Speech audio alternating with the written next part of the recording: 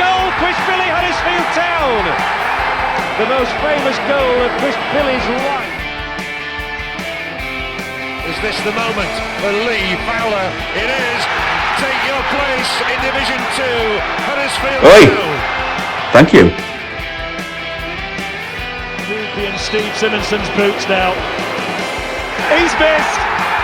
Steve Simonson clears the frame of the goal and collapses in a heap of tears. Huddersfield Town are promoted. Mustafa Schindler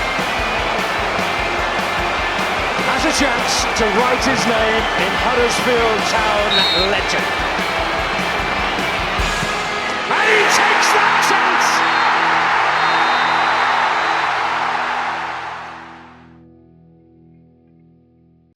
Hello and welcome back to the Andy Takes That Chance podcast, and I'm delighted to say that after a break, our Cult Heroes series has returned.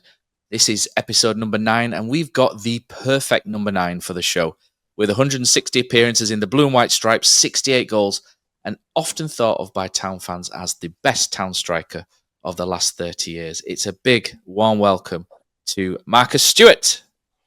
Hello. How you doing? And we've obviously got Neil and Phil as well down here, so one that we're really looking forward to. How is everything, Marcus? How are you? How are you doing?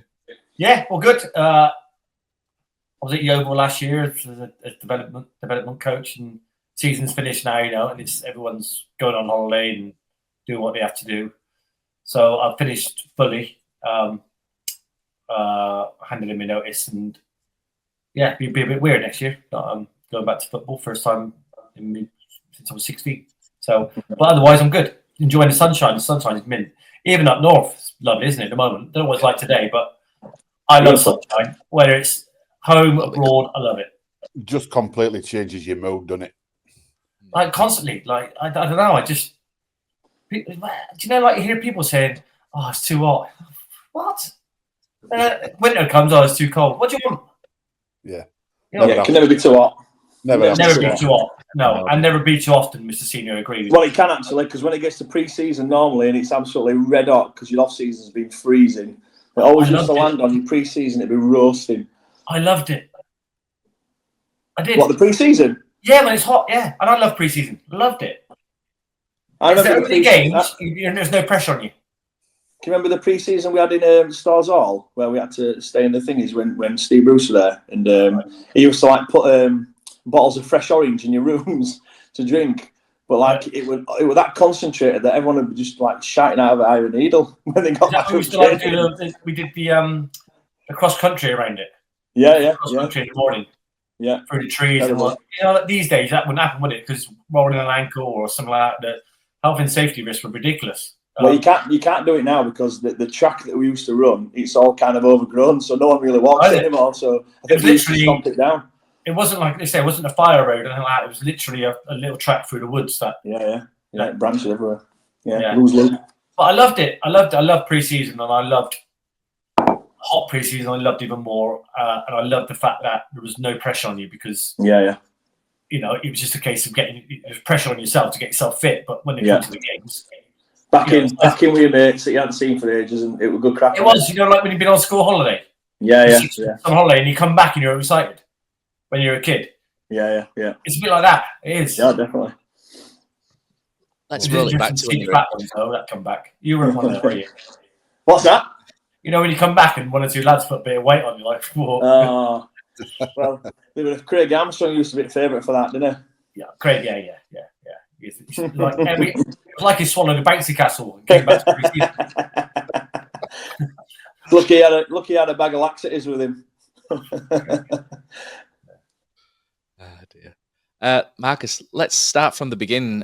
According to the bastion of truth that is called Wikipedia, you weren't born Marcus Stewart in Bristol in 1972, were you? You were born William Marcus Paul Tubbs.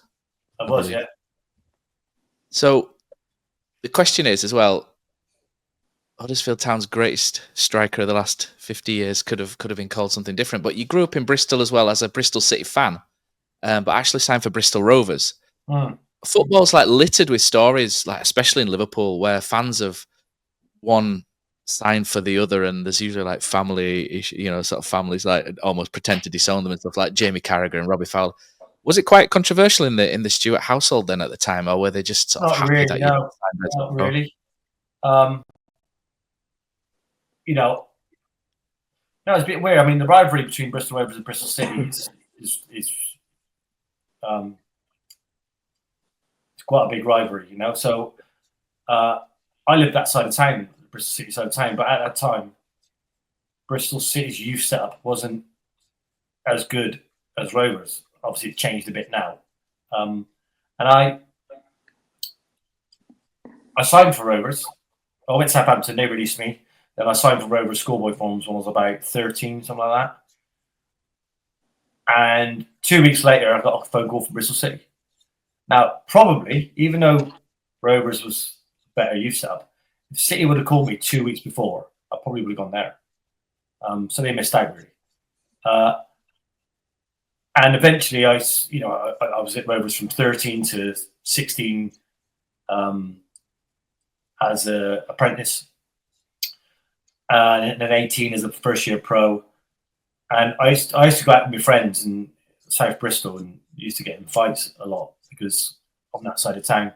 So I ended up moving the other side of town because the rivalry is that bad. And even though I knew people, they'd turn on you in the pub and.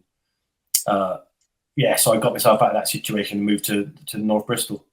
But yeah, it was just purely a timing, I suppose, of the phone call from each clubs.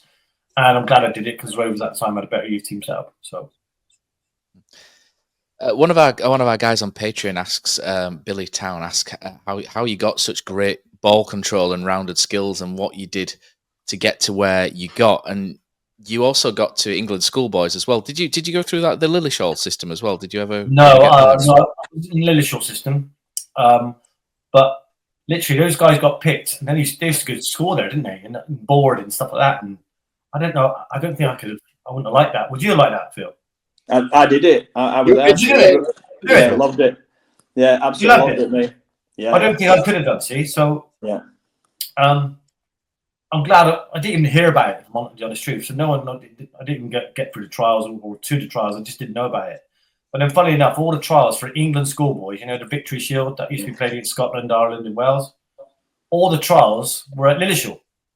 So I've gone up to do all these trials, and obviously we're doing the trials at Lillishall, and we're looking at all these kids that were Lillishall players living there, thinking, they're the best kids in the country at the time. But half of them didn't get in the England schoolboys team. It's really weird. I got in it, luckily enough. But no, I didn't. I've heard of Lillishall, and I've been there, and I was the setup at the time. But I didn't have the opportunity to have a trial. But I did get in. Literally a year later, I got in the England schoolboy team. So I find that strange. I think the schoolboys at the time, it was fantastic to play. I mean, I remember watching it on TV all the time, even before I was involved in it, because I was involved in that as well, because we did the same when we had the trials. But it was such a good thing, wasn't it, with the schoolboys? It was. I loved it. You were so young. 10 games went all over the world. Yeah, you get your kit for the first time and all that kind of stuff. It just felt like I still got my jacket, my blazer.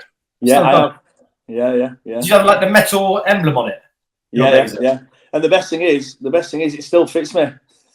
What? Liar. Yeah, and it's not because it must have been huge on me when I was younger, because I'm a lot bigger than what I was. Mine definitely don't fit me, but I found, because we're moving house, I'm going from my wardrobe, and I found it the other day, and I found my little England cap, the Esper cap. Yeah. And I've still got pin badges for all the team we played against.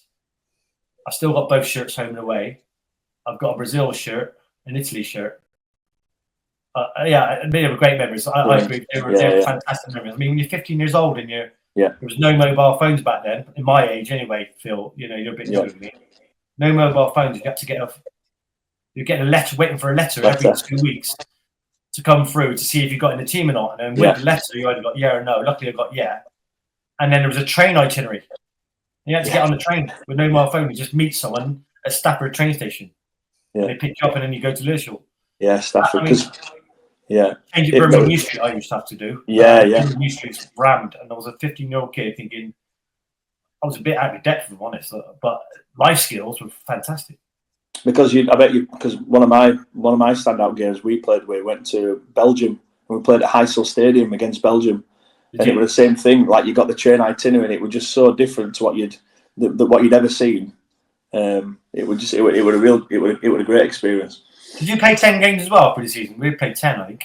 We had about, well, we played all the England, Scotland, Wales, etc., and then we had Brazil at Wembley, Hungary at Old Trafford, and then Belgium in Heysel Stadium. So we had a fair few games, isn't it? Yeah. It was good. I loved it. Amazing. I mean, Bristol Rovers, you had an excellent record, Marcus. It's like almost a goal every 2 games, but in the hearts and minds of Huddersfield fans, you really came to prominence in that 1995 playoff final. I think we were aware of you beforehand because you'd scored a couple of goals against us, but I think your performance that day at Wembley is up there with some of the best performances that we've ever seen against Huddersfield Town. And people talk about Eden Hazard for Chelsea against us in the Premier League, and Harry Kane, and Marcus Stewart for Bristol Rovers at Wembley is right up there in the conversation as one of the best individual performances that we say. Because I remember winning at Wembley, and all anyone would talk about afterwards was, "Did you see that guy with a headband? Doing that run and all that stuff, and running away with a headband, with sticking your tongue out and stuff, and things like that." And a phenomenal day, and it's kind of like you just think if a few of those chances had fallen to you rather than Gareth Taylor, who I'm not going to slay because he was a good player, he was a very good player. But that day could have been completely different. Bizarre. It is what it is, isn't it? Those days. I mean, it turns out it worked all right for me because obviously then a year later I went to Huddersfield. So, but it was a strange day that. I mean, I played at Wembley before. Luckily, before that game, 1, 2, 3 times I played there before that game already. I was only 22, but I've never scored there. And I'm thinking, it's all right playing at Wembley, but now you've got to score there. So a nice little goal for me was fulfilled by scoring at Wembley. But it was bittersweet, really, because, it's with Boyle Club and you want to get promotion. But on the flip side of that, if I got promotion, would have ever gone to Huddersfield. So all ifs and buts, and it turned out the right thing because the season after, I think I scored 30-odd goals. And then I went to Huddersfield at the end of that season. So I had one more season at Rovers after that. And then Brian Horton brought me in. But, yeah, it was a great day. But with Have you still got the headband? No. I don't know why I wore it. What I tried to get, because we had a black and... Do you know what number I played that day? I think I played number 4. Number 4. Yeah. I remember. Yeah. How crazy is that? Love that, Neil. Makes sense, does it? But yeah, number 4. I also remember daft stuff like that, and it stood out that we're number 4. I could not believe I had number 4. It's just strange. Like, now you get your number for all season. That's it. Or your training kit might be different, but your number of your season. I remember wearing all different numbers that year. I don't know why I wore number 4. I ain't got a clue. I mean, I ain't going to play centre half, am I? Or a holding midfield player. It's not. You're trying to play mind games with the opposition. You go out on the pitch. You centre half. So I don't know. I'd have to ask that question to the old manager because I don't know why I was number 4. But it was a bittersweet day, if I'm honest, from my point of view. There was a rumour after the playoff final. I don't know if it was more like Town fans hoping, but there was always a rumour that we were trying to sign Marcus Stewart, and I think it was Ian Holloway was around at that time as well as manager of Bristol Rovers. So what happened was John Moore was manager of the playoff game. Yep. Yeah. And he went, and Ian Holloway came in. Yeah. So Ian Holloway was manager when I went to Huddersfield. Yeah, and there was always that sort of rumour. Was there anything in that? But could you have imagined that pairing though? Sort of Andy Booth and Marcus Stewart up front. I think that's every sort of Huddersfield fans of our age anyway, sort of dream pairing that you would have seen. And I was thinking about that earlier. I mean, I speak to Booby now, and Phil, you guys know Booby probably. He's a great guy. He's so humble. At the time, I didn't know him that well, but now we always have a chat and think what could have been. But generally, at a club that size, and you got to sell someone to bring someone in. So these days it might not be the case, but back then that was probably how the club worked. Yeah. Do you remember? I'll just see if you remember this, but eventually we did actually see Marcus Stewart and Andy Booth in the same team. Do you remember that they used to have the Sky Sports Master League? Yeah. I remember that. That was Simon Bolger was unbelievable when he used to play in those. Unbelievable. It was the best outside player bowlers, but on the 11-side pitch, he couldn't stop getting injured. True. And that was his trouble. Just got injured. He was a great player bowlers. Even out on 11v11, he was brilliant, but he just kept getting injured all the time, which probably stopped him probably playing in the championship very often. It was good, and it was unbelievable in that. And that's finally when we got to see Andy Booth and Marcus Stewart. I just remembered it earlier. We got to see Stewart and Booth in the same Huddersfield team, and it was for the Huddersfield Town Masters team that used to be on Sky Sports. Do you remember how we got on in that tournament? I don't remember it. Did Barry On play for Huddersfield? He might have done. I don't know. I remember Boulders being there. I can't remember who was in goal. There was Bolger was unbelievable. He was almost unplayable, wasn't it? And I think Andy Morrison used to play for someone in that tournament as well. But God, they were phenomenal tournaments, though, and I just remember that. And I mean, that's when we'll roll back now, but that was just sort of a memory that came back, that they used to be on Sky Sports, and Marcus Stewart and Andy Booth used to play, and we had Simon Bolger running rings around everyone. He was still 25. He was unplayable in those, and always used to score. We signed Andy Morrison, didn't we? Same day, we signed Andy Morrison and Andy Pate at the same time. That's right. Yeah, they did. Yeah, I were on holiday in Magaluf on a lad's holiday, and it was one of those there's no paper, there's no phones, no nothing then. So it were all used to go and buy a paper, and paper were always day after. That's right, day after paper, yeah. Day after paper, and you open it up, and there's a picture of you three, and it gets in. Yeah, we had a good drink that day. It was we were saying the Huddersfield sold Andy Booth, didn't they? Andy Booth went to Sheffield Wednesday for 2.5 million, and then as soon as Boothie was on his way out, everyone was like, "Oh, can we go get Marcus Stewart from Bristol Rovers?" And then in you came. It was a club record 1.2 million, and like Neil said, we've got the picture here as well.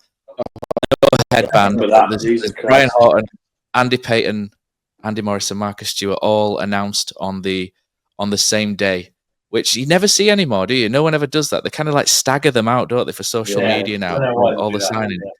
Yeah, but it was like 3 in one day. You went and got the newspaper, and it was unbelievable, wasn't it? And you came in. Just tell us about how the move came about, and was Dennis Booth sort of involved at all? Because he was your assistant. Yeah, he was. He was assistant manager at Bristol Rovers for a little while. When we played in the playoffs, and I don't remember when he left. It might have been when John left, John Ward, and then Ian came in. He might have left then, and he went with Brian to Huddersfield, Brian Horton. So he stayed in touch towards the end of the season. I don't remember the conversations, but he was instrumental in me coming. I knew nothing about the rest of the country. I didn't. And I just know I needed a change, and I needed to play at a higher level. And I felt at the time Huddersfield was the right place. But you never know when you move to another club. You never know if it's the right thing or not. You don't know. And I say that to every club I've been at. I don't know if I'm doing the right thing until 3 or 4 months in, when you get a feel for it. And Booby said about it. I don't know if there's anyone else involved, if I'm honest, club-wise. No one said anything to me. So I think Sheffield Wednesday were a little bit, maybe they were sniffing around and watch a couple of games of that season. But when it comes to Huddersfield, we're the team really. So just stadium went far long built from then. I don't think. When was it built? The stadium. It was called the McAlpine back then. Yeah. It opened 95, didn't it? So 95. So yeah. 95 season. That was the new stadium, so everything was pretty new. Going forward, I actually played. I think I was sub for a game at the Old Leeds Road as well. I think I remember being sub for one of the games there when I was a young lad. So I knew what 2 stadiums were different. So everyone, it was like a new stadium, a new feel-good factor, new signings coming in, and I thought we had a good chance. And it was great. And you know what? It was one of the best things I ever did. Colin Fronchak on Patreon asks, is it true that you almost joined Birmingham City under Barry Fry not long before coming to us? He thinks Barry Fry was sacked as the board pulled the deal as a result, but it's not something you've just. Yeah, I think there was rumours that would happen, but yeah, I think it was rumours through the season because Barry Fry was buying every forward in the country. Then one day, you buy all forwards. So it was rumours that was the case. Yeah. Johnny, all the way from Australia, asks on Patreon as well. Did you ever feel pressured for the amount of money that the club spent on him? Because it was a record for Huddersfield, wasn't it? 1.2 million. Did you ever sort of? I think we looked at that as a lot of money at the time, but to be honest, when you look at it in isolation now, it was cheap for what we got. But at the time, did you sort of feel any added pressure, or was it just No, I never have done. I mean, I can honestly say all the money. So the deal to Huddersfield, the deal to Ipswich, the deal to Sunderland, I never seen a penny of that money. So not as if I got $500,000 of that or 200 grand. I got no money. I just got wages. That was it. Whereas players might get money. So I think if I got money from the deal itself and I had a percentage of the fees, then I think there might be you put a bit of pressure on yourself. But I didn't feel pressure because what a club paid for me. No, not whatsoever. I just put pressure on myself to do the best I could, really, at every club I went at. And I think it's really important to get off to good starts.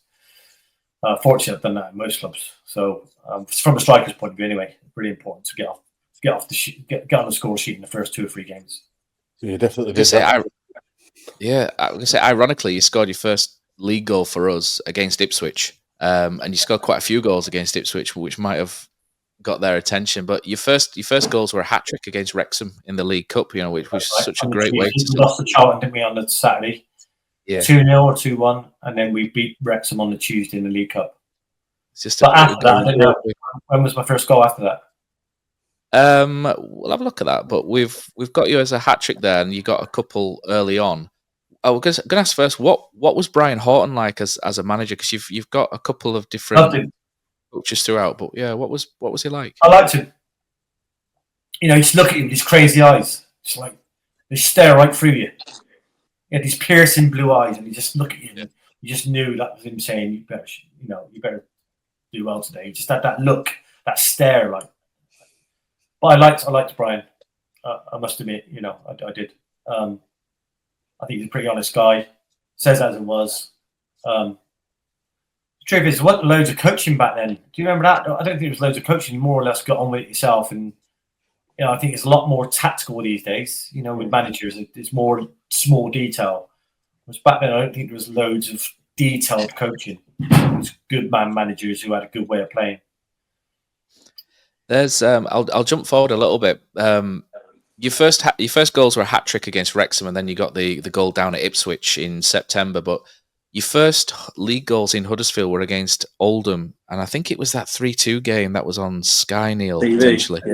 Yeah, and I think David Beresford was playing for Oldham, and that's where he had an unbelievable game on the right wing. I think I'm not going to make the same mistake someone did at the Terriers versus M&D thing and say something about David Beresford, because I know everybody's saying it was your mate, but he was unbelievable that day, wasn't he? He was electric, and I think they had Sean McCarthy, did they, up front as well, Oldham at the time? That's right, yeah, Sean McCarthy. And but yeah, you scored twice against Oldham that day, which sort of really sort of brought you into the light. But I think one thing that kind of stands out in that first season, and for anyone that's listening.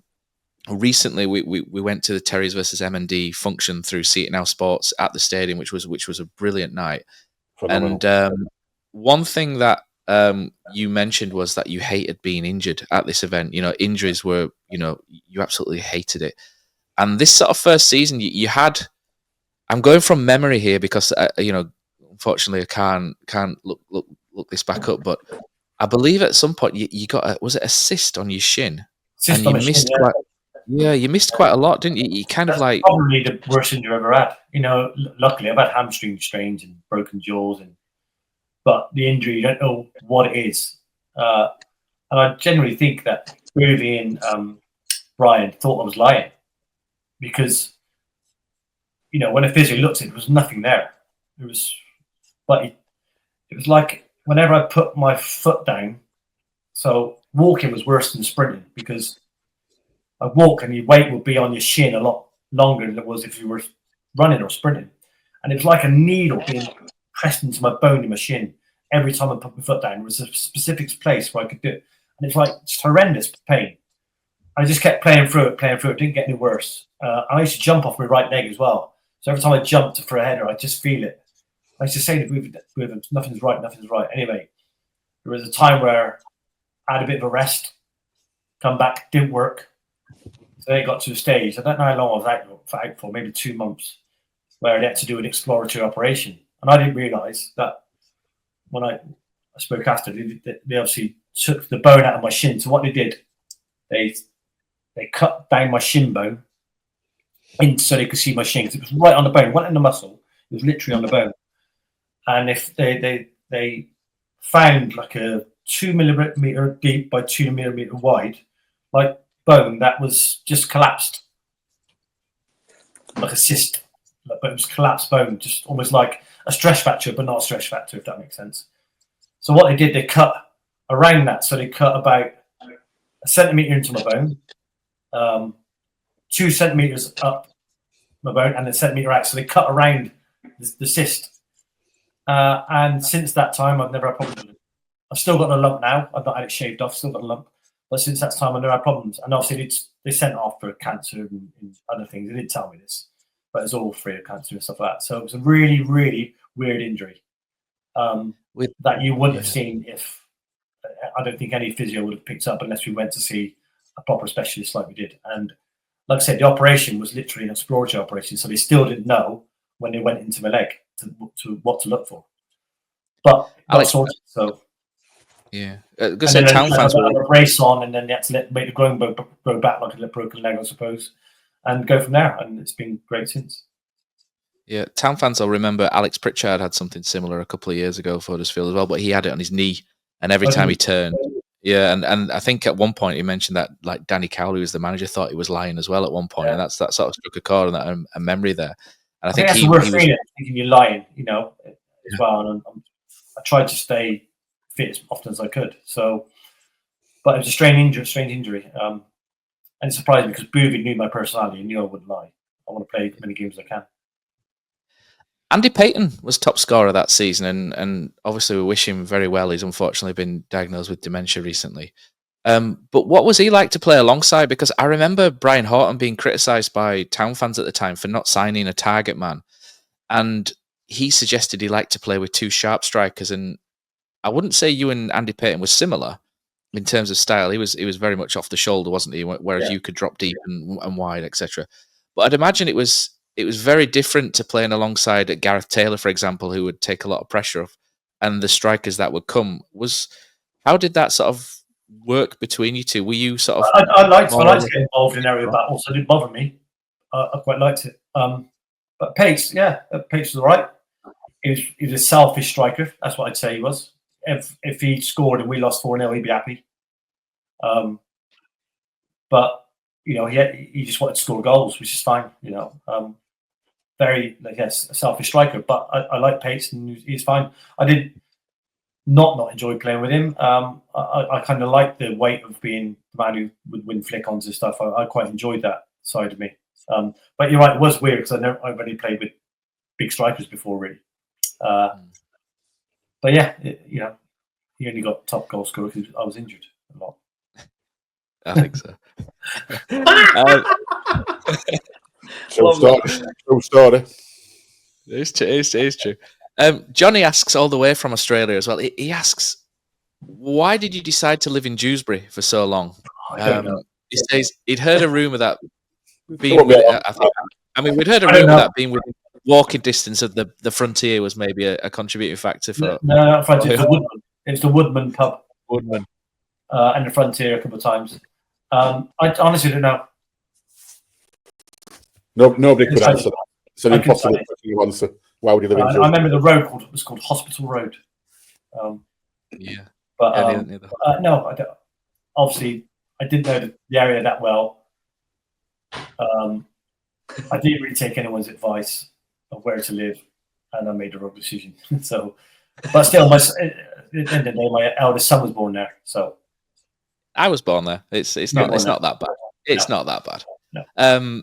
But I gotta say there was the Bath Hotel, wasn't there? But he used to see your car with the number plate P15 Stew or P15 TEU go past, because he used to go to St John Fisher's School round the corner. So it was a nice memory for him. And there's another one that came through from the Patreon, which was really fun, which I thought was quite funny as well. That came through, and I'm not expecting you to remember this, but Scott Nixon posted and he said, "My memory of Marcus Stewart wasn't a football one. I can't remember exactly what age we were, but a lad I played football with had a birthday party. I think it was a bowling or laser quest party. His dad worked with Marcus Stewart's missus, and he told us all for 2 weeks that Marcus would be at his party. And we all just nodded along thinking, yeah, okay, whatever. And then the day of the party, and guess who turns up ready for bowling? Marcus Stewart. And I just thought that's a brilliant thing. I don't expect you to remember that, but that was made me smile. I'm proud of myself for doing it. He does remember, but he lost, so he's not saying. Yeah, written down and everything. I'd say I don't remember it. I'm sorry. He does remember. Well, I think that I thought that was great. I thought that was great though. And Johnny Ghost as well said. Anyway. He said he was a mascot when he was 6 years old in February 1998 when Town won 1-0 against Wolves when John Dyson scored from the back, and he said he met Marcus Stewart. Go on, Dyson. Set play. Yeah, and he said it's still one of his best moments from being a Town fan. And I suppose that's one thing that people have always got, Marcus, is like these memories and things, and how, you know, I've got memories of, I can't remember who the goal was against. It's on the video that we saw at the thing where it might have been Charlton or Palace, where you turn and then hit the volley from outside the box. And I remember there's a game, and there's no video of this, but there was a long ball in one game, I think it was in your second season, and you let the ball come over your head and you hit it on the volley. It was literally like a 60, 70-yard pass, and you let it come over your head and you volleyed it, and it hit the crossbar, and it would have probably been one of the best goals that we'd seen at the stadium, but because it was, you know, in the 90s. Do you remember what game that was? I don't, you know, I just remember we were playing someone in red. I think I was about 16 or something at the time, but it was phenomenal. But I think we'll go on to sort of the 97-98 season as well. And you were asked about this season at the event that we went to, and you said you didn't really remember a lot of it.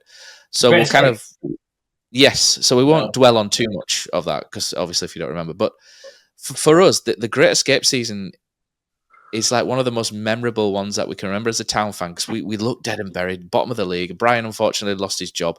My mum was good because she thought we saw him once at the ticket office, and she always used to say, "He looks like a really nice man, does Brian Horton?" So she was good. And then in comes Peter Jackson and Terry Yorath, and I'll ask you about Jacko and Yorath and what they were like. We've interviewed Jacko before, and he was phenomenally good as well. And Phil obviously played under him. But the Stoke game stands out a lot. You scored from a set piece. Lee Richardson, it was, who takes a quick set piece, and then you sort of nip in at the near post and scored. And the one abiding memory really is Paul Dalton, the goalkeeper for Stoke. I think it was Carl Muggleton. He came up for a set piece. Oh yeah, and he breaks, and Paul Dalton dribbles, doesn't he? He gets the ball in the right, and he dribbles into the half. Jacko later pretty much said he scored from Huddersfield Town Centre. You know, it was that far out, but it wasn't. It literally wasn't that far out. But he scores in the empty net, and you can just see Jacko running down the touchline. I think that was our first proper win that season, and that was a phenomenal memory of the Great Escape, and what Town did that season was great. So instead of sort of like dwelling on the moments, Marcus, just let us know what Jacko and Yorath. I love Jacko. You know what Jacko was? Jacko was larger than life character. Best looking player, manager in the league. He used to call himself, didn't he? Every day he used to come in, he used to look at his hair. Let me tan. I think that was Jacko. And Taff was a brilliant coach. I enjoyed working with Taff. He told me things that kind of stuck to throughout my career. Not all of them, but I enjoyed working with Taff. He obviously had his demons. And there was a side to him that could be pretty nasty. But he meant well, did though. That's the thing with him, didn't he? He meant well with it, though. You know, like you said there, you have that side, but Taff, you know, all well and good. He was brilliant coach. Yeah, he was fantastic, and he cared about the players as well. He were a great guy, really. Yeah, I like them both, but they were both chalk and cheese. You know, Yeah. Jacko was a bit. That's why it worked. That's why I've seen it before. So they were a good kind of combination, and you can see why we got out of it. Yeah. I enjoyed working with them both for different reasons. Jacko was funny. Jacko would join in the five-a-side, still thinking he could play, and he'd take it dead serious. And everyone used to. So once he's on the pitch, the lads used to wind him up like mad. Wind him up.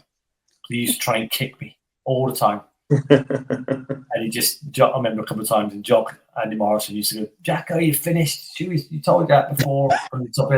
Told you finished, why are you still playing? And that was Jock, a player saying that to the manager, but you ain't going to mess with Jock. No. I don't care if you're the manager or not, you ain't messing with Jock. So I enjoyed working with them both. They were good guys in different ways. One thing Jacko did, I'm going to go off on a tangent a little bit, but there's something. Jacko got me in a nightclub once. Was he there himself? Was it one of those like, "What are you doing here?" kind of things? It's like, which one where I should have been there? It was a Thursday night, and I had to go to it was an opening do for this nightclub in Leeds. So I thought I wasn't drinking, so I thought I'd go along and just be there. Went into the front doors, dressed in a suit, just got there, walks in, looks up, Jacko is there with Taff. Oh, for fun. It's a Thursday night. And I just he looked at me as if to say, what are you doing? I'm not drinking, and I swear to God, I still say it to him to this day. Remember I caught you at a nightclub? I said, Jacko, yeah, but I wasn't drinking. I was just going to go in, and that's serious as well. Anyway, next morning, I literally left straight away because it just ruined my night. And I got in the next day, and you know what? He's getting me in his office. So what were you doing there last night? Anyway, I said the same thing to him as I say to him now every time I see him at the ground these days. Jacko, I was there, but I wasn't going to be there long, and I wasn't drinking. I was driving, so that was that. So when we were in playoffs, and he says, right, lads, he says, I don't want any of you going out. You need to stay in all the weekend, blah, blah, blah. Anyway, I ended up going out with a mate and my missus and his missus and went for a meal. And he told us all no drinking. Anyway, I rocks into his restaurant and Gaffer's in there with his missus. And about half an hour later, there was a bottle of champagne brought to my table. And he'd sent it over, yeah. So he told us all not to drink, but he'd seen me in this restaurant and he's buying this black bottle of champagne. Did you drink it? Oh, of course we did, yeah. You get picked at weekend. Well, I said to a mate, I says, this is a test. I says, I'm drinking it though. Because he's bought it, so I might as well have it. I would have taken it home. Amazing. Or sent it back, got the money.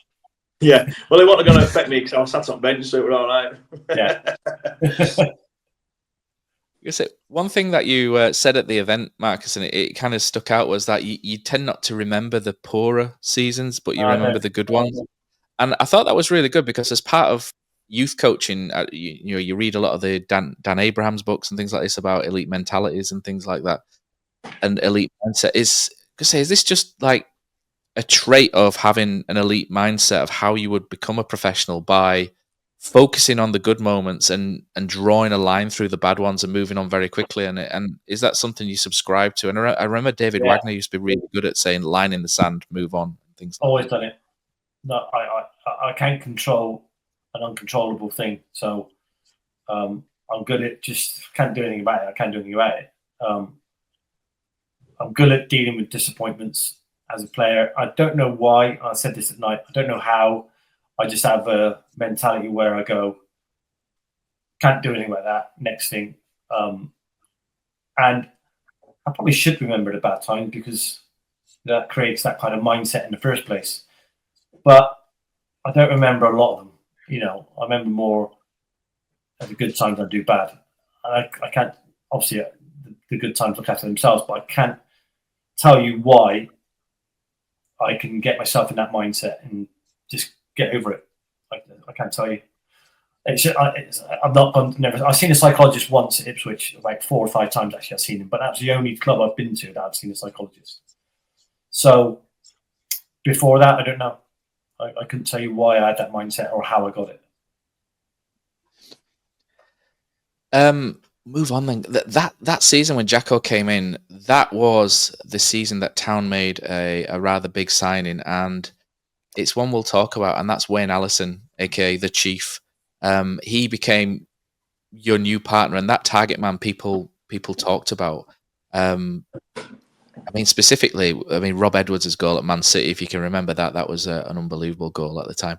But Wayne Allison came in at that season, and you and him seemed to gel so well together. And Wayne seemed to dominate a lot of defenses, win the headers, and he would sort of create that space, and you would be adept at sort of moving into the space that he created. And just tell us how that partnership worked and why it worked so well for the pair of you. I got on really well with Chief as a person as well, off the pitch. And there was a time when he was at Bristol City and I was at Bristol Rovers. So our paths came across in the end. We both ended up in the same club. Ironically enough, we both played for Huddersfield against Bristol City at Bristol City's ground. And he set me up for a goal there. And we won the game. I think it was 1-0 or 2-1. So I think it's important. It's not paramount, but I think it's important that you have a really good relationship with the players alongside you. If you all can get on the pitch, which never happens, Phil, does it? It's brilliant. But I think it's important to have a really good relationship with the people directly around you. And Chief was one of those. I've got on really well with him. And I suppose it's just back to the Rovers days when I was used to playing with Devon White, John Taylor, bigger lads than me that were more of a target men than I was. So, and Chief was a bit more experienced than me as well. And from Huddersfield, of course. Yeah. So, I think what I would say is that it wasn't just Chief I liked. There wasn't no dickheads really in our team that I remember. The only one I could say was selfish, which was Andy Payton, but that added value to the team in a strange way. He wasn't a dickhead in any sort of way, but he was selfish, but that got the team goals. So I understand that. So there wasn't no dickheads in the team. No, and I think that's really important to have that within your squad, if you can have that. And we as fans. I always remember, Matt, on that one when you were both playing together. We played away at Tranmere on a Friday night. It was a Sky game. That's right, I remember it. Yeah, we played away Friday night and we won. I think 3-2 might have been, and we played in red and black kit, iconic kit with you guys, and we went top at league that night. And that was some night as a fan. And we were in. They always put you in that little stand at other end at pitch now, but that night we were in that ridiculously big stand that just looks out of place at Tranmere, doesn't it? The one on the right hand side. Yeah. We were in there that night, and it was just right. It was a phenomenal night. And it's not often teams like Town. Did he score that night? Did he? I don't know. I think. Did Ben Thornley score? Oh, Ben Thornley crossed one for Wayne Allison, I think, didn't he? I think Ben Thornley was playing, yeah. I think we'd won 5 games in a row at that point and went top of the league, didn't we, Neil? And to go from being bottom in the previous season to top 12 months later was such a great turnaround for the club and for Jacko. And there's a lot of funny sort of like odd moments that season. I mean, the next time we were on Sky, we got walloped back 7-1 by Barnsley, didn't we? And I think they still show that Darren Barnard volley from on Sky from time to time. But we did the double over Bradford that season as well, which was great at the time. Grant Johnson scoring that volley, Paul Barnes and Grant Johnson and whatnot. And we won 3-2 there. And we thought we'd stop them from getting promoted, but unfortunately we didn't, despite Nico Vassen making that amazing save from the penalty from Dean Windass as well back at Valley Prey. There's lots of good memories and there's lots of great players and moments as well. And you look and there's, like I said, David Beresford, who was a mate of yours, Marcus, that we got Marcus Browning joined you, didn't he, from Bristol Rovers for quite a lot of money. There's Rob Edwards, who Huddersfield fans absolutely love, Ben Thornley, Paul Dalton. Players around you creating as well. So it's not just Wayne Allison. Dean Gore. Yeah. Dave Phillips. Yeah. And Barry Horn, the 2 senior pros that were really added great value to the team. Yeah. Barry Horn was trained like mad. Like, he'd be in the gym in the morning. I remember going in, he'd be in the gym nearly every day. And he was like 34, 33, 34, and he was still doing it. So those guys, for senior pros, seeing them still doing it and not just taking their money. They were coming to train hard, and so we were lucky to have those around us as well. And obviously, Chris Lucchetti as well came and joined us. When you look at players like that, they just love football. They knew to stay as fit as long as they could, so they could play as long as they could. They were just football mad, weren't they? But yeah, when we signed those, they were both phenomenal. Absolutely. I remember when we scored from a corner away at Crewe, and Phillips Dave Phillips hit it full on volley. Oh, he was great at volleying the ball. Brilliant, phenomenal. He just had that knack, didn't he? He did. I mean, that volley though was run up and down the pitch. Touched by someone, wasn't it? Sorry. Yeah. If you remember that volley was touched at Crewe. I think Paul Dalton pinged it to the edge, and Dave Phillips just connection, and then you were sort of in the 6-yard box, just kind of like glanced it up into the roof of the net. It was. Oh, I did. That Crewe game was phenomenal. I think we won 5-2. Did we at Crewe? Yeah, it's when it had just signed. I think we signed David May. He played about an hour, and then we never saw him again. That was year after. Was that? He got injured, David, didn't he? Yeah, he got injured. He went back to United. Yeah. One thing that we need to talk about in this 98-99 season, something happens, fireworks, palaver, lots happen here. Town are kind of in and around the sort of playoffs, and then they kind of fall away, and then it gets announced. Huddersfield Town are being sold. Barry Rubery comes into Huddersfield Town at sort of January 98-99. We play Wrexham in the cup, and there's like the fire and fireworks as you enter the field, and everything's kind of quite spectacular. You scored that night by scoring past our Huddersfield Town's sporting director last season, who was our sporting director last season, was in goal for Wrexham that night, Mark Cartwright. And it seemed like we were on the cusp of something pretty special at this point. And Jacko gets to sign. Yeah, exactly. Yeah, Jacko gets to sign Jamie Vincent, Craig Armstrong come in. Two really good. Yeah, absolutely brilliant. I've only ever had one football shirt where I've got a player's name on the back before. When I was like 19, and it was Jamie Vincent, number 3, that I got on. Basically, because no one else ever had it, but he was one of my favourite players at the time. He was phenomenal. But lots of things seem to be happening. Chris Beach came in as well that season as well, and scored. Yeah, scored a lot of goals from midfield. But one sort of sequence of games that I remember really fondly from that period was the FA Cup, and we got Derby County in the FA Cup that season, and we drew 2-2 at home. I think Chris Beach scores quite early on, and you score in the second half with a header. The stadium is absolutely packed. I think there's 22,000, and it's not like the 22,000 of today where there's 22,000 tickets sold. There's literally 22,000 through the turnstile. I think Derby brought 4,000. It was rabid, down and back near the away fans and stuff. It was an unbelievably amazing FA Cup tie. Was at 2-2 against Derby, and then we went there in the replay and lost 3-1. But they had like Francesco Baiano, I think, scored that day. They had like international players. They were a phenomenally good side, but the Derby ones really stick out to me from that season, and the sort of hope that we had with Barry Rubery moving on. We'll talk about that a bit more later. But moving forward, but that 98-99 season seemed like everything was going pretty well. And then we kind of faded away at the end a little bit. I think there was some injuries kicked in, and then Jacko and Yorth lost their job. And I think everyone at the time thought that was a really harsh decision. So I'm wondering what the sort of players thought at that time, because Jacko seemed really popular. I don't know. Phil might be able to answer this question more than me. I couldn't tell you. It was just another, for me, whether it was harsh or not, it was another change at a football club that happens, and sometimes you don't know why. Yeah. I wouldn't say that I wanted Jacko and Taff out. No way.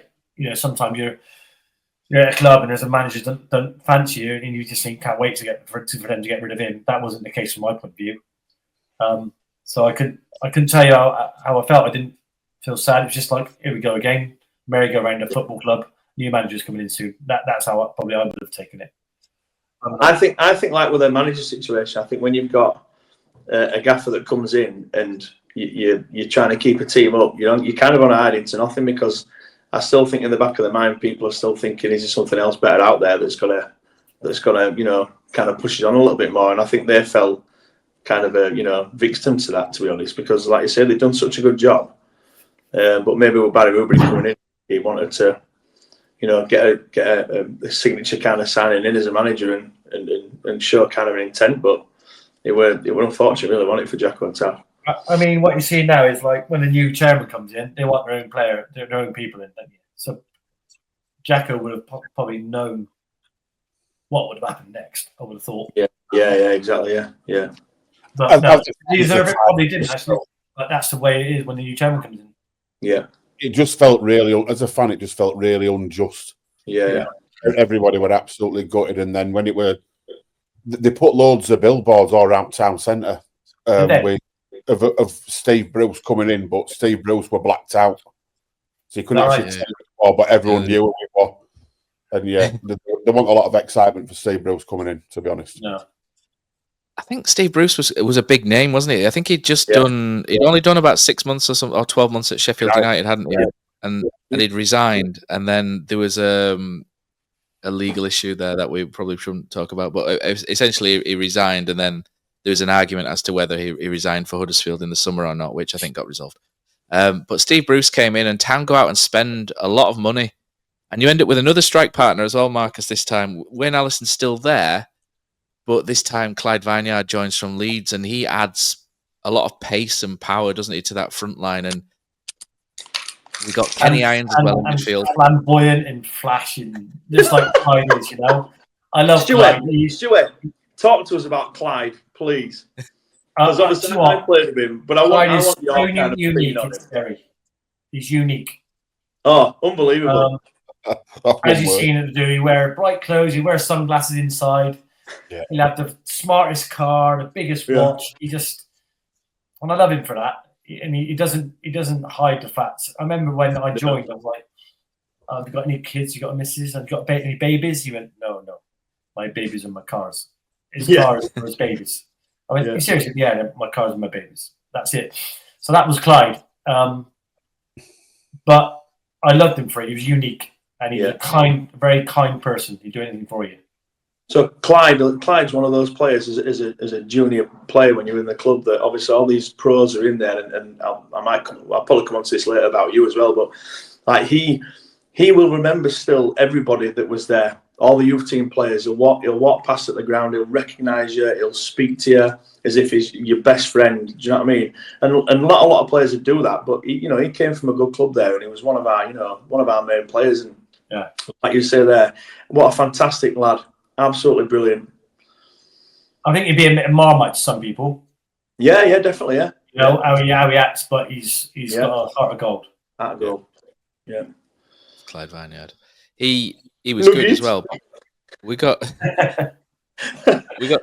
Kenny Irons as well, came into midfield, and Kenny Irons was an excellent player, wasn't he, for that spell as well. Ben Thornley on the left, Dean Gorey comes in from Ajax on the right. Imagine signing players from Ajax at that time for Huddersfield Town. You've got Steve Jenkins, Welsh international at right back, Chris Laketti, Ken Munkau, and then Jamie Vincent or Craig Armstrong at left back, and Nico Vasson in goal. It's a phenomenal team, a very, very good. And the football we played was probably some of the best we've seen, Neil, at that stadium. Oh, 100%. There was Scott Sellers came in as well, wasn't there? That's right, Scott Sellers came in. Right. And Premier League winner. Yeah, when we were signing players like that for that kind of money or that kind of quality, it were, from being a Town fan watching us in third division or whatever, it was a bit nuts, to be honest. It was probably the most exciting time, other than when Wagner came and we actually got up. It was probably the most exciting time ever in being a Town fan. The football were quality. The place were bouncing. It was just an absolute joy to go and watch.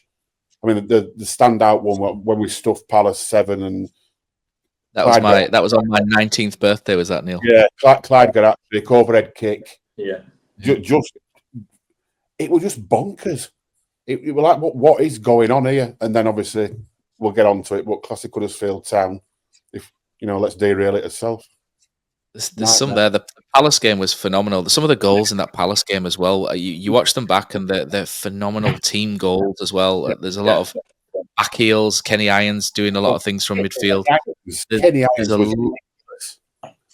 honestly, Tranmere were decent then, and he was their best player and captain, wasn't he? Yeah, it was, yeah. And when we went and got him and signed him, I remember he scored. Me and my dad went down to watch Town when we beat Chelsea at Stamford Bridge, and that goal he got that night was just ridiculous. Do you remember what else that night happened? What happened that night as well, Neil? That was the night, wasn't it? Jeffrey Richmond, the Bradford owner, rang. Was it Richard Mellor on 5 Live, and they argued over that on 5 Live. That was unbelievable. That's by the by. But that was listening to it on the coach on the way back. That was David Mellor. That was it. Yeah, that Chelsea was it. fan. Yeah, unbelievable. But those games, and Nottingham Forest on Sky, beating Nottingham Forest on Sky as well. Clyde Vineyard curled one into the top corner quite early on, didn't he? And that was another game where you kind of sat there thinking something's happening here. And we got Liverpool at home. I don't know if you remember, Marcus, but we got Liverpool at home in the FA Cup as well. And we got arrested that night after the Forest game. Did you?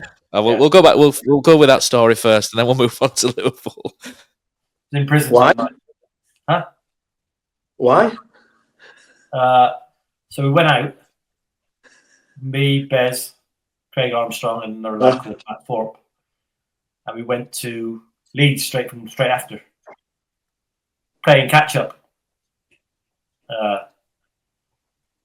And I gets the train. Trying to get the trip.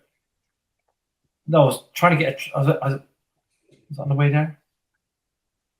It was on the way there, so it was before we even got to Leeds, and the toilets were shut in the train station. I decided to have a wee around the corner in a doorway. So I'm having a wee. Please get some little tap on the back. Policeman, you should be peeing here, son. Whatever. I went, yeah, okay. Sorry about that.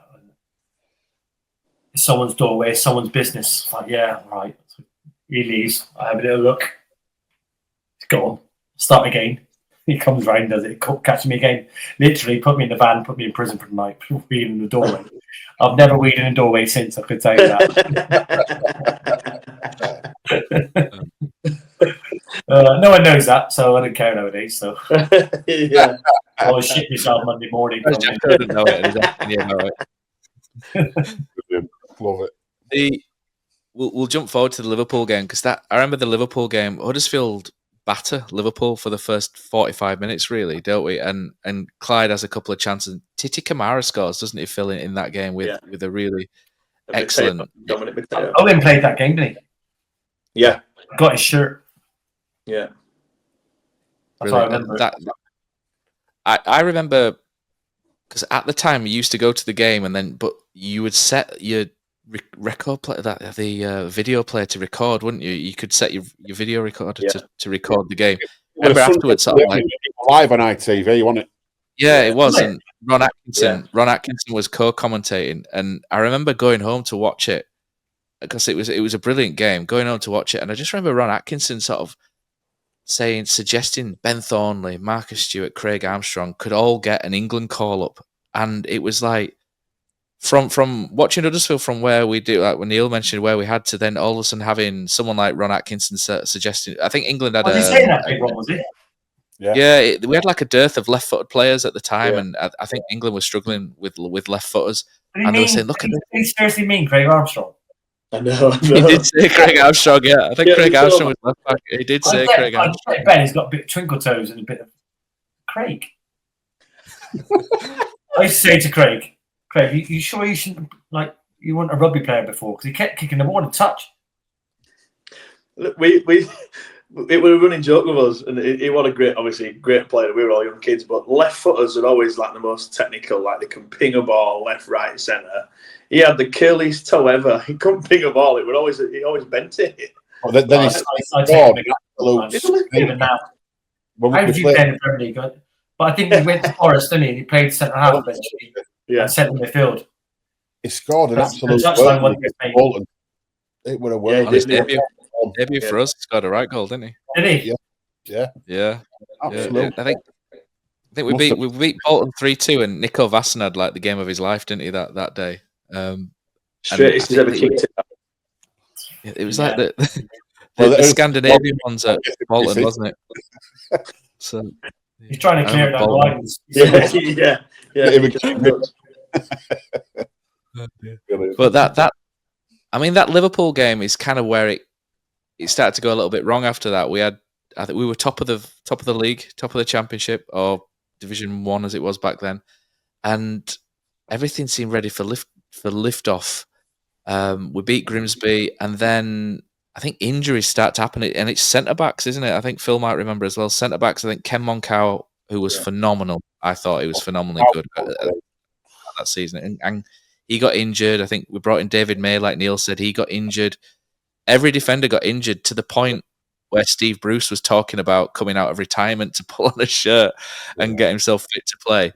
But instead of doing that, he then went to do the punditry and the World Club Cup, didn't he, at the time as well? Steve Bruce pulled out at FA Cup, wasn't it? Yeah, Man United pulled out the FA Cup, and Steve Bruce went to do that, and then everything kind of went downhill. And then and I think the decision to sell you in January just happens like 29th of Jan, I think it might have been. But the sort of the blame for that has always been passed around. It's Barry Rubery who said it, Steve Bruce's fault, etc. Marcus, put every Huddersfield Town fan out of their misery. Whose decision was it to sell you to Ipswich Town? I don't know. It's the truth.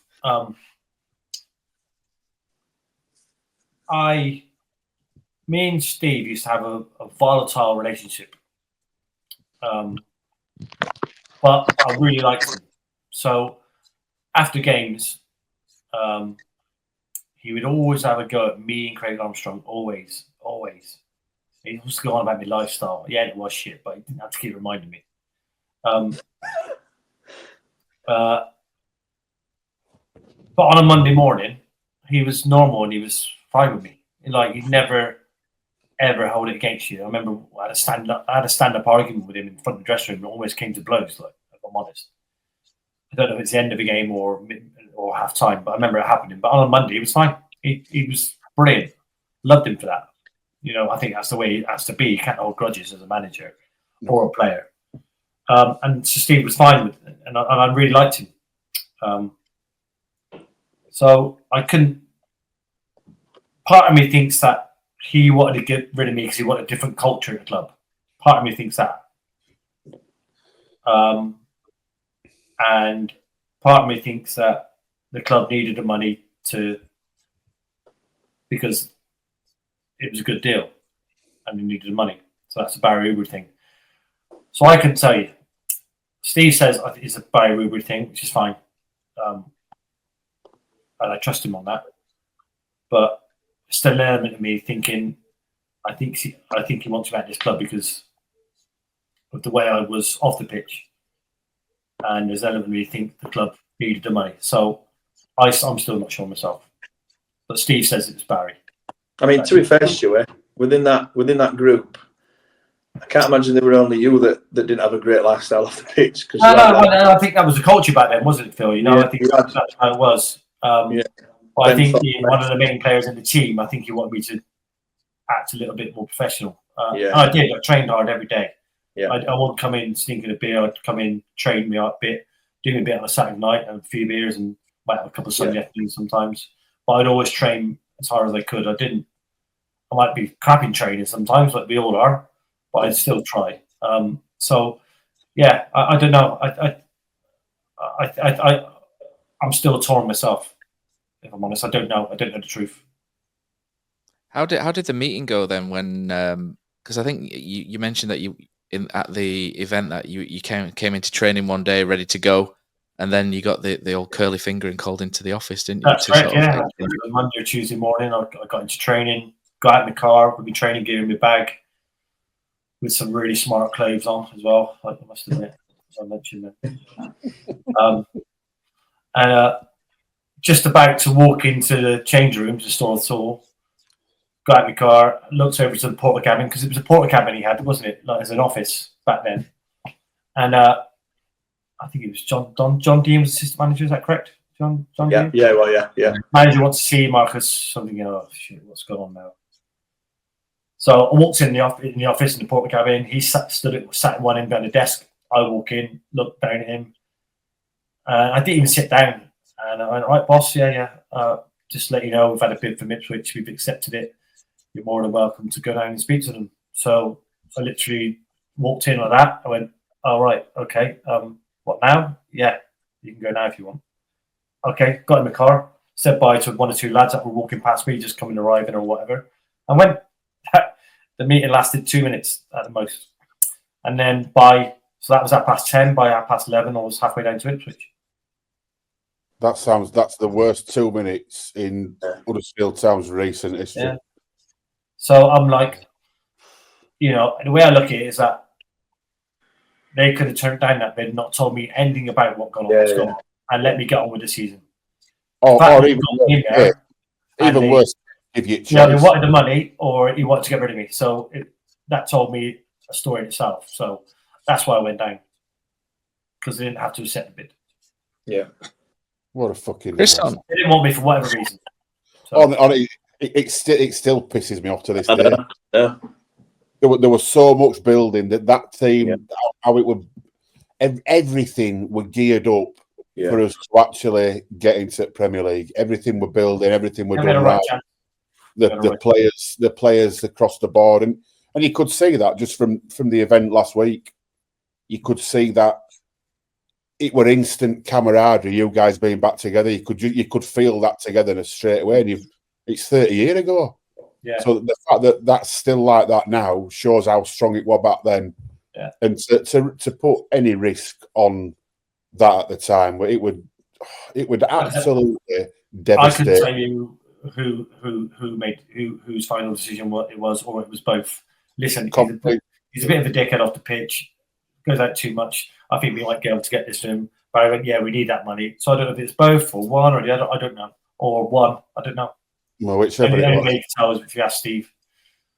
Or you ask Barry. I'm sure they won't tell you the truth. They were. Whoever it was, a complete shithouse, to be honest. And there's we'll never know. We never know. Chris on Patreon asks you, before you left for Ipswich, was there a belief or an expectation in the dressing room at Huddersfield that we could have gone up that year? Oh, there was an anticipation, that's for sure. We had a good team spirit. We had good experienced players coming into the club. There was a belief, no doubt about it. Whether we would have done it or not, I don't know. But we would have been up there at the end of the season. Whether it was challenging. If we hadn't we would have 100% been playoffs. Yeah. I'm pretty certain that if we hadn't sold you, would have finished in top two that season. We're definitely going to be top two or playoffs. We were that good.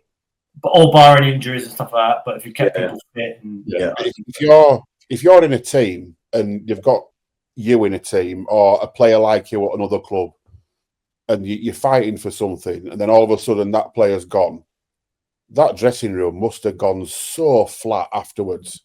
Because you were as for all these class players that we had, you were still the standout star man at Town. You were by a country mile, even amongst that quality of player, by a country mile, you were the best player we had.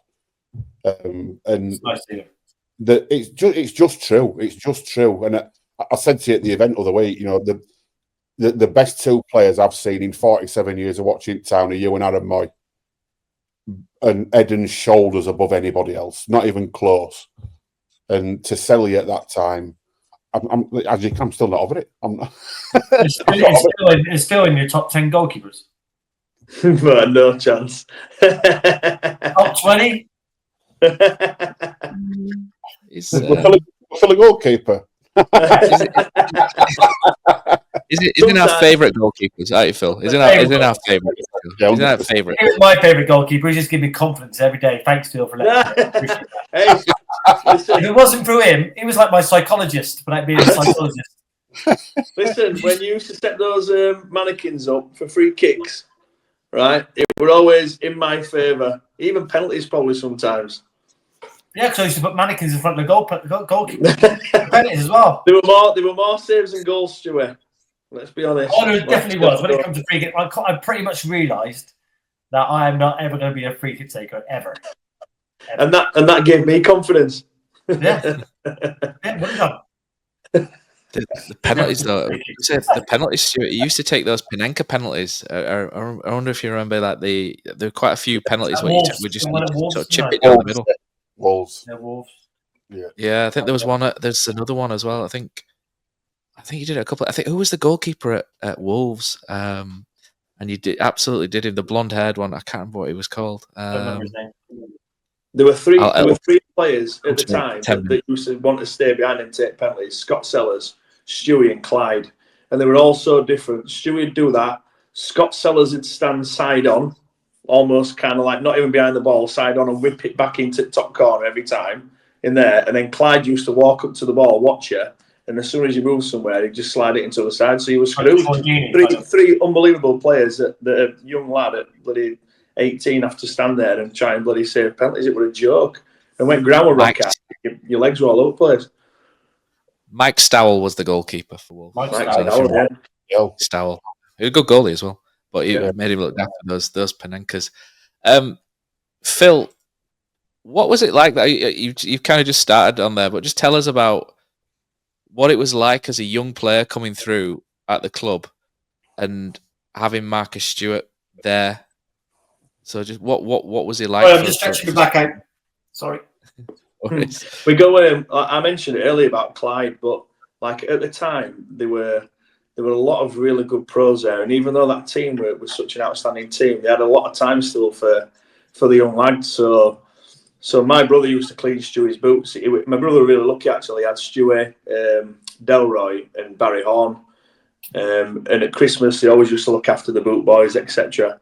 But the main thing with Stewie especially was he just had time for the young lads. So just like what I said there, I would stay behind with him. And he didn't really have to humour me, do you know what I mean? I was just there as a young goalkeeper and, taking shots off him. But he used to have a laugh. And kind of back in those days, it wasn't really like that. You had the young lads, but it were the senior pros. They were kind of up here and we were all the way down here. But with Stewie and that lot, it was totally different.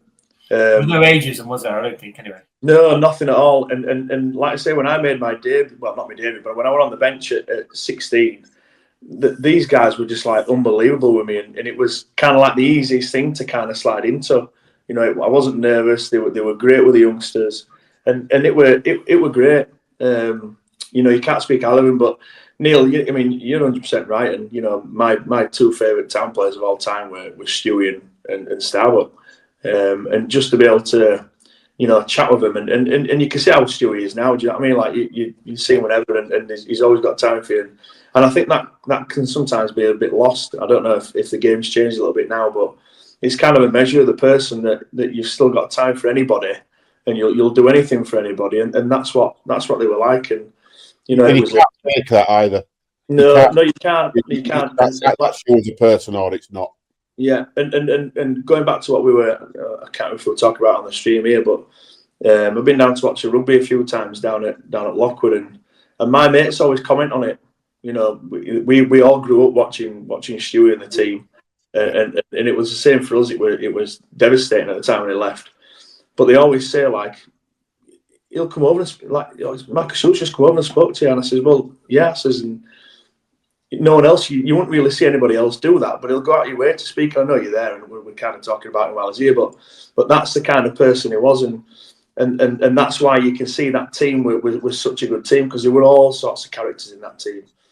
Ben Thornley, Kev Gray, that we probably didn't speak about. They were all really good guys that had all Simon Collins.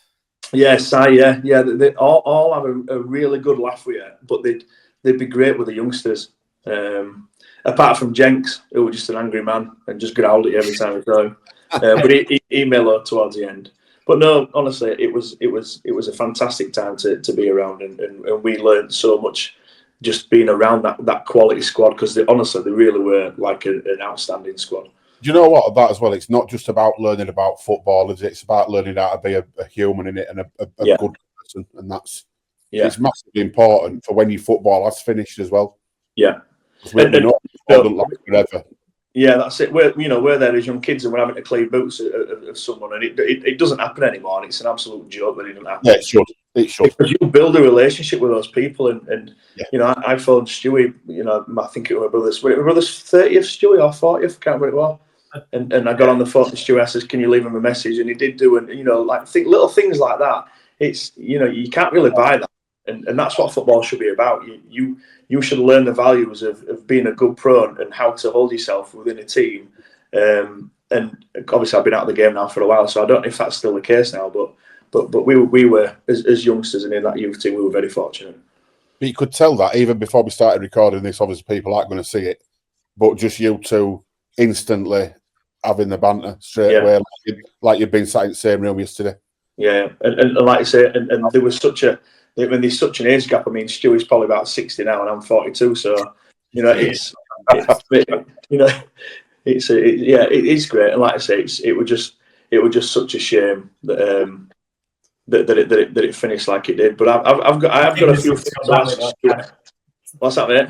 I'm thinking of something to come back with. I just can't think of it. So I'll let you have that one. A few things I want to ask Stuart to see if he can remember. Can I throw a few in now? Yeah. Right, Stuart. So, do you remember when the youth team did the Christmas song? They came in and they sang a song about you all. No.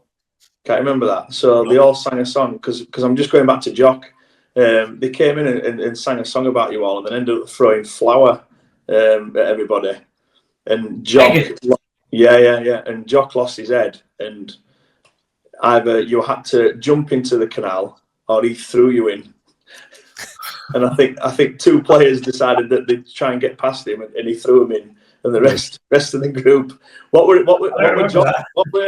you like in that changing room, Jock? Jock was a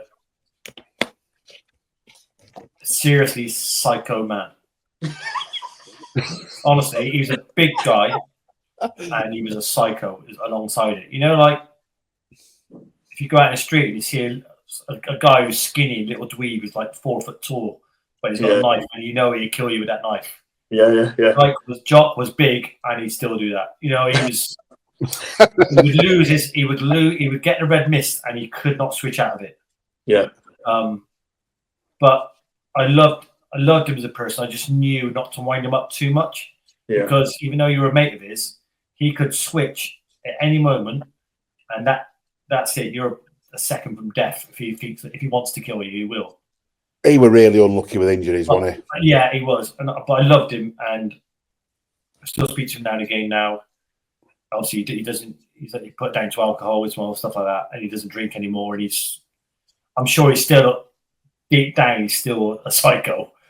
Yeah. Obviously, alcohol would, back in the day, would enhance that. So no, but even though Jock was like that, I still loved him. Yeah, I really liked the guy. I just knew I couldn't. I kind of knew where I could stop with his wind up. I'd look at him and I go, I better shut up now. And you got to know that with Jock. He's no doubt the craziest and the hardest guy I've ever played with in football. I have no doubt about it. He came across like that with the juniors, and that, I think that's why with the Christmas song they decided to go for him a little bit, and I think that's why he ended up throwing them all in canal. Yeah, Jock was a bit like that, and you just got to be careful. You can't. Brave or stupid? It turns out it was stupid. It was stupid, and they didn't know Jock. So, he's a great guy, but don't cross him. Did you have any standout games for Town? Like any one game that kind of stood out to you? I'd say the game against Palace when I got my first ever league hat trick. Right. For any team, I scored hat tricks for Rovers, but in Cup, never scored a league hat trick. So the Crystal Palace game at home, when I got my first league hat trick, I got in on a Monday morning, and Jacko had my shirt framed for me, and I've still got it in the house now. Nice. And then I know he's done it. So little things like that Jacko did. Just this Monday, called me, and I'm thinking, here we go again. He's seen me somewhere else. And luckily he just said, "Oh, nothing wrong, Marcus. There's your shirt there from Saturday. We've had it framed for you." Last on Monday, it was on the Thursday or something like that, so they couldn't turn it around that quickly. But little things like that. Last thing for me, Stuart, when we used to watch you, and like this is a massive compliment, but and I want to know what goes through your mind, but I always remember you getting played through in behind, so it might have been Kenny or whoever, and you very rarely missed the 1v1. Like very rarely. Like I would literally watch, and the ball would get played in, and I'm like, that's a goal. Yeah. What was What was your strategy when you were going 1v1 with a goalkeeper? And it was take it early, or suck him out and go around him. I think the closer you get to the goalie, and the longer it takes to make your mind up, the more doubt comes into your mind. Now, at that time I didn't know that, but the more I've looked at it, the more I think, you got to take it early, lob him, put it in either side of him, or wait, suck him out and go around him. I can't remember you missing one. No. And you will have done, but I honestly can't remember you missing 1v1. No. I think you just got to look up, see the space, take it, or see the space and take it beyond him. So the epitome of at the time, I didn't know that was the thing, Phil. It was just a natural way of doing it. Just natural way of doing it. Instinct, innit? Brilliant. Yeah. I don't think you can coach that. No. That calmness in front of goal to recognise where the space is. I don't think you can coach that. I'll pick it up, Phil, from there. From Huddersfield, you obviously went to Ipswich, and a legendary figure at Ipswich as well as us. You got promoted with them, scoring in the playoffs. I remember going down as a Huddersfield fan, going down to the Ipswich game, and you scored the winner, didn't you, for Ipswich against us a couple of weeks after you signed for them? That's right, yeah. And things went really well for it. You scored in the playoff semis and then in the final. And the following year, you were the top scoring English footballer in the Premier League, and Ipswich qualified for the UEFA Cup. And there was a little rumour of an England call, wasn't there? And did no one ever pick up the phone or no letters or anything? Because you must have been very, very close. No rumours like you heard. I didn't get any phone calls. The papers were sniffing around a bit, trying to get outside my house and stuff like that because they thought I was going to get a call up. Sure. But nothing come of it. So, and I said, you should have done, Neil. I think you should have done. I said the other night, it's not even biased. Not really. Biased. Doesn't bother me. I still support England. Yeah. Nice to get a cap. Virgin England call up, and we're watching Chris A. Brilliant. You were a nice guy with Chris. You were a nice lad. Michelle Ngonge. We'll go with Michelle Ngonge. He was such a nice guy, Chris A. He was a lovely guy. Yeah. Just no idea what he was doing. You then moved to Sunderland and you repeated a trick there. Really, you got promoted again from the Championship with Sunderland, scored a lot of goals there, and you've gone down as a really great figure with them as well. And you left them to when you left Sunderland. Sorry, there was a little rumor that Jacko, who was back at Huddersfield at that point, had made contact with you to try and bring you back to Huddersfield. Is that ever true? Oh, is that ever true? Because Bristol City, I think. Playing for Bristol City must have been on your sort of footballing bucket list, if you like. At that point. It was. Yeah, I been growing up near the City ground and going out to watch them as a kid. I always wanted to play for City. I wish I didn't, but I did. Stewie and Steady up front. I know. For who? Marcus Stewart instead. Well, are you talking about when Jacko came that time when we dropped into League Two? No. It was the year after, wasn't it? Bristol City. I'm going to say, bloody hell. It was a year after, because Marcus came back with Bristol City. I think Huddersfield won, and Marcus played up front, and Pavel Abbott might have scored that game if my memory serves me right. But yeah, I mean, phenomenal career, and now you're up in Huddersfield quite a lot as well because your boys both play rugby. Obviously, the wrong sort of rugby, but we can look past that. But one of them ended up at the Giants. He ended up in the reserves for the Giants, didn't he, as well? Yeah, so Finlay, the youngest one, was at Giants. Yeah, played rugby union, but then was at Giants. To be fair, he could probably play a decent level of rugby league, if I'm honest with you. He was at Rochdale Hornets for a little while as a young lad, 19 years old. He loves rugby league more so than union. But he gets paid for union, so that's why he goes there. And he's good at it. He got the top try scorer last year. Just got in the Yorkshire squad as well, which is good. But he loves playing rugby league. I think if you gave him a choice, if he got paid for rugby league, he'd go and do that. It's a lovely place to watch rugby, though, isn't it?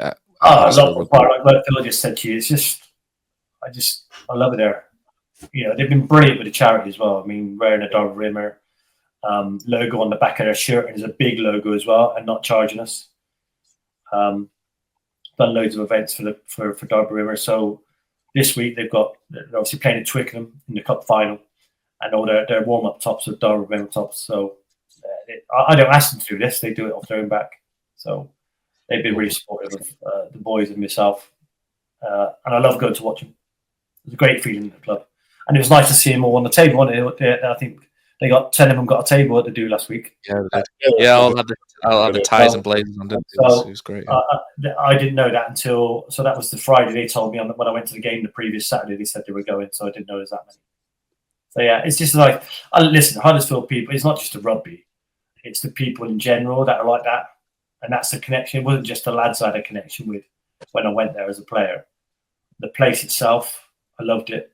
The people generally are a lot more friendly than Bristolians. And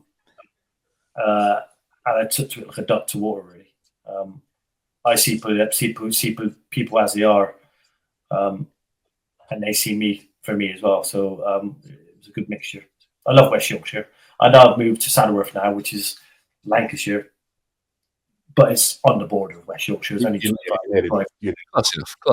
You're close enough. It's a lovely spot as well. But I think that's a good segue to talk on to your diagnosis as well, and the charities that you now representing as well. Just talk to us at whatever level you're happy to do so about how that came around and the charities that you're working for, and how, as Huddersfield fans, we can help with that, and how we can promote anything that would be beneficial for the two of them. In terms of diagnosis, it was tough, really. I've always been. I finished football, and I was a keen runner. I was keen weights. I'd always keep myself fit. Done the London Marathon back in 2017, more on my radar. And I remember lockdown happening, or around lockdown. My wife would be more clear than me, because, as you know, I don't remember things, the dates and bad things that happened to me. So a lockdown happened-ish, and we were all at home, weren't we, doing what we could to keep ourselves fit, to keep ourselves sane. And I was doing workouts at home, and I had pull-up bars on my doors. On my door, you know that you can get them, hang them on your door. I was doing pull-ups, and my left hand just kept coming off irregularly, and I'm left-hand dominated, so I'm left-handed. So I found that weird that my left hand was getting weak before my right, and it got worse over the coming months. So I thought I did a lot of cycling as well as running. I thought it was something to do with my neck. You can see me now keep stretching my neck because it's hurting now. And I used to get that quite a lot, and I thought it was something to do with my arm that's making my hand weak. So anyway, I went for loads of tests on X-rays on my back, a chiropractor, physio. Then it was scans. Then it was a booking with a neurologist, with all the results that I've had through from the certain people that were doing stuff to me, whether it was physio or chiropractor. Took all the stuff into her, and she just literally said, "No, you've got MND. So it's nothing to do with your back. Or I see by these scans, nothing wrong with your back." She looked. It was weird because she sat me on a physio bed like you would at a ground, and I had to sit there as still as I could. She looked at my arms, and then she looked at my legs, and then she opened my mouth, looked at my tongue. I think, what the fuck she's doing? Like, why is she looking at my tongue? And then she sat me down and then went through the stuff I just told you and diagnosed me. And I said to her, "Why are you looking at my legs?" She went, "Because you get twitches, and you got twitches in your leg. Imagine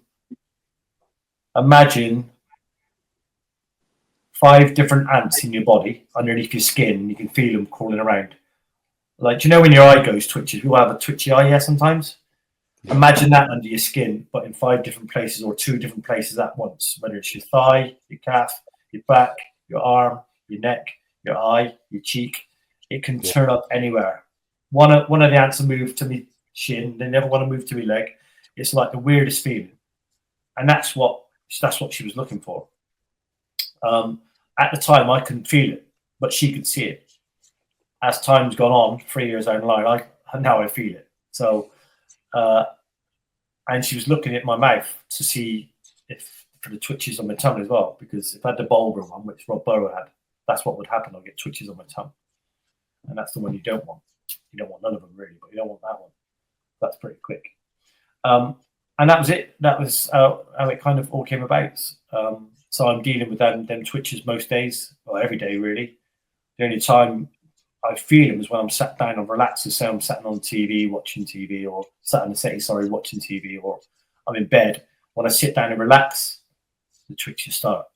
But they're probably going all day, every day. But because I'm moving around and not thinking about them, I don't feel them. And then I get in bed and I get the salty eyes that I just explained to you. They won't be too bad tonight. It's like, you get eyes with hay fever. We've all had that. Weird. It's that, but someone poured acid in your eye at the same time. That's what it feels like. But tonight it's not been too bad. But I know I'll get in bed in a minute and they'll start again. So it's those sort of things that I deal with when it comes to. But when it comes to pain, I'm fine. No pain. I've probably got a bit of a neck ache at the moment because I'm using my right arm a lot more than my left because I can't use my left. So there's probably a bit of one side usage that's overtaken and making me back hurt a bit. But I got a chiropractor tomorrow, so that'll be sorted out. So apart from that's been diagnosed. I'm fine. I'm okay really. I can still walk for the moment. And there's two charities. Instead of sort of just sitting on that, the way that you've dealt with it is really sort of inspirational. I mean, sorry, carry on. I can hear you.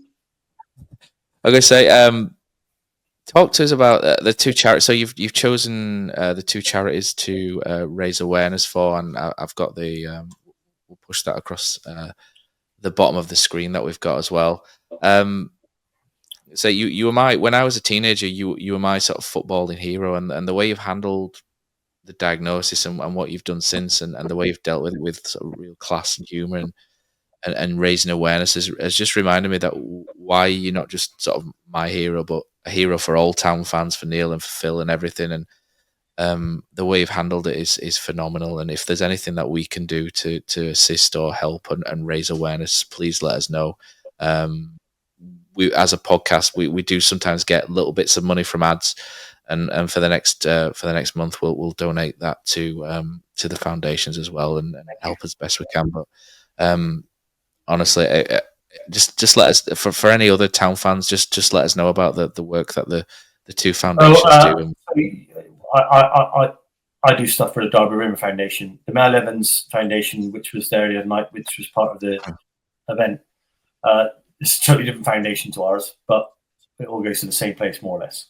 And Lynn, who heads that, who spoke brilliantly on the night, I can't speak like she does.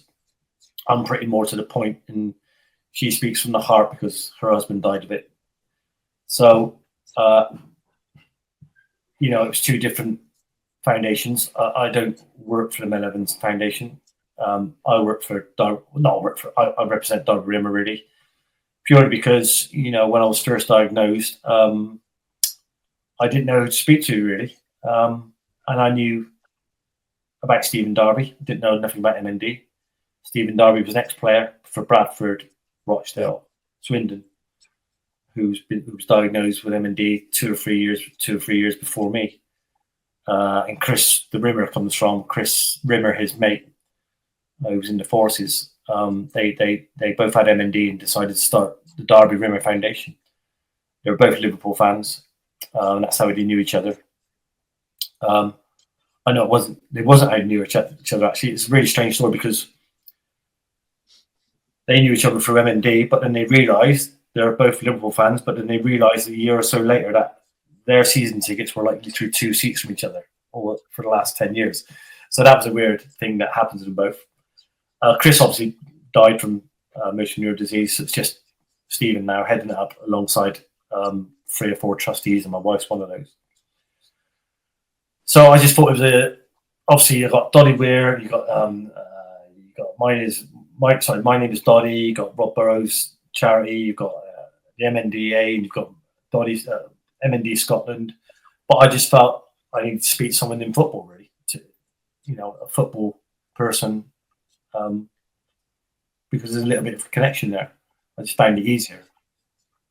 And off the back of that, become good friends with Stephen, and got on board with the charity. Really, and that's it. That's it. Like I said the other day, it doesn't matter where you put your money, whether it's the Motor Neuron Disease Association, whether it's My Name is Dolly, M&D Scotland, wherever, for Ed Slater's foundation, it all goes to the same place generally. I just had a connection with Stephen because of the football background of each other. I live in Leeds, which I won't make any jokes about. I usually make a joke about it, but one of the things about living in Leeds is there is a lot of Rob Burrow. That's it. A lot of things, and I think Rob Burrow was such a nice person, such a great guy as well, and it hit the city quite hard when he got his diagnosis and went through everything he went through, and everything that Kevin Sinfield does is unbelievable for Rob Burrow, and I think people will, in the local area around here will remember that. So I like today. I take my son to gymnastics. He trains at the gymnastics place where a lot of the British gymnasts train, and I have to drive past the Rob Burrow Hospital, which is up that way as well. So I see the picture of Rob Burrow every sort of Thursday and Sunday. They're opening that in October, hopefully. Yeah, and but yeah, so it's. I think, like I said, the way that it's been dealt with, you've dealt with it is really inspiring. Just to how you've sort of risen above it, and you deal, and especially the Terriers versus M&D event as well, to deal with such humour and everything is phenomenal. And like I say, it's much strength to you, and it gives me a lot of pleasure and delight to sort of induct you, I guess, into our little podcast football Hall of Fame, and have you as one of our favourites and special characters, that just to sort of have this sort of moment with you and tell you that all of us, me, Neil, Phil, thought the world of you as a footballer, and now we think the world of you as a human being as well. So Marcus, thanks for coming on the podcast, and like I say, anything we can do, please let us know, and we'll do our best to support you. If I can just add something on the end of that, it gets said a lot to not meet your heroes, doesn't it? Never meet your heroes because you end up let down. And I've been fortunate enough to meet you at the two events you've done, when we did the Strike Force thing at Cedar Court, and then at John Smith's other week. And I'm absolutely delighted that I've met you, because you're just a top man, unbelievable footballer. But it all comes down to people for me with everything.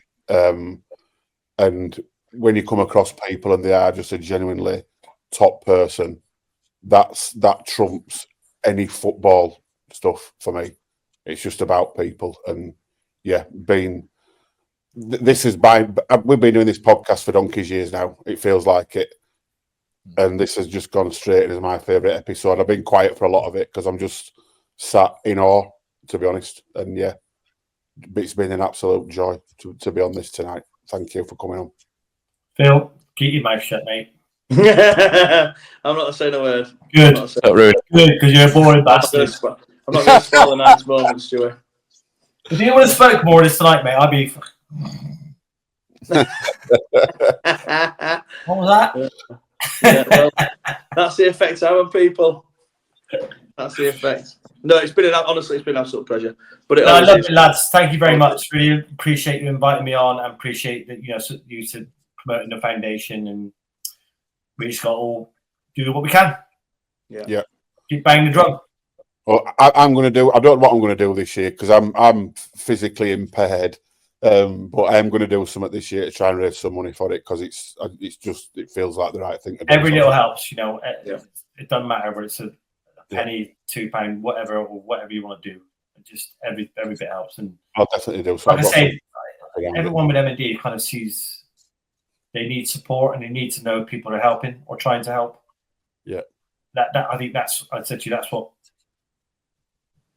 not keeps me going, because I'll be fine anyway, but it gives me a bit of a boost knowing that everyone does their little bit. So West Yorkshire and the corridor, the M62 corridor, I call it, have been brilliant with M&D, especially when it comes to rugby league. Yeah. Even though rugby union is better. Matt, that's for you. Matt is right though. Union's so much better. Oh, than the league. it's complicated. But that's why I love it. Yeah. So you had West Yorkshire, Yorkshire itself, parts of Lancashire have been brilliant for M&D. Let's hope we can get the football side of West Yorkshire involved. Yeah. Perfect. We're Well, thanks, guys. Love you all. I'll end that.